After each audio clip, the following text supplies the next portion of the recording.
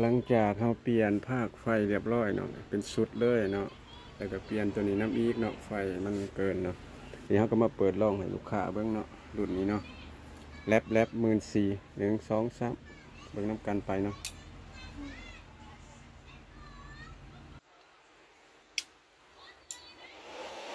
มาเลยเนาะ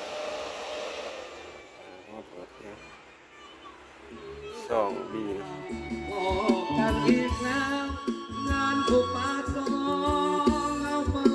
วันพบกันอีกครั้งฉันจะคืนเริ่มเอาเกี่ยวอายุความมาซื้อตุญาตัดคำนั้นผู้เดียว